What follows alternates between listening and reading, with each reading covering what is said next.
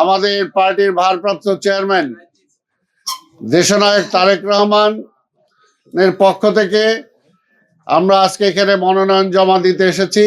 আমি ওনার chief coordinator এবং প্রধান নির্বাচনী এজেন্ট। আমার সাথে আমার সহকারী কোঅর্ডিনেটর ডক্টর ডোনার আছেন এবং আমাদের মহানগর উত্তর বিএনপির সংগ্রামী আহ্বায়ক আমিনুল হক সাহেব সহ আমাদের 5 জন প্রতিনিধি আমরা এখানে এসেছি ওনার পক্ষ থেকে মনোনয়নপত্র জমা দিতে। তো মনোনয়নপত্র আমরা এইমাত্র জমা দিলাম।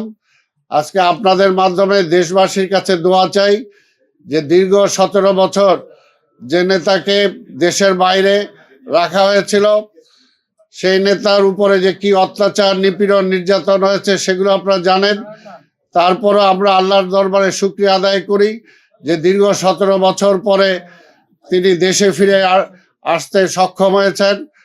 তাই আমরা জনগণের কাছে দোয়া চাই এবং আগামী নির্বাচনে আমরা বিশ্বাস করি যে এই নির্বাচনী এলাকা থেকে বিপুল ভোটে, জনগণের ভোটে তিনি দল মত নির্বিশেষে সকলের ভোটে তিনি নির্বাচিত হয়ে আগামী দিনে বাংলাদেশের প্রধানমন্ত্রী, সরকার প্রধান হিসাবে, প্রধানমন্ত্রী হিসাবে দায়িত্ব পালন করে দেশের আজকে যে ক্রাইসিস, দেশ যে একটা সংকটের মধ্যে পড়ে আছে, এই সংকট থেকে উত্তরণ ঘটনাতে উনি সচেষ্ট হবেন।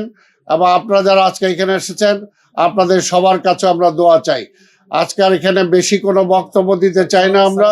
না 17 উনি তো বাংলাদেশের যে কোনো জায়গায় করতে পারেন, আর 17তে জানেন যে উনি 17তে ভোটার হয়েছেন, এটাও একটা বিষয়।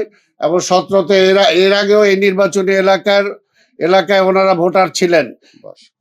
ওনার বাসা ছিল যে ক্যান্টনমেন্টে, সেটাও এই নির্বাচনী এলাকার। বেগম খালেদা জিয়া উনিও এই এলাকার, কাজে এই এলাকার প্রতি তো একটা আলাদা একটা টান তার আছেই।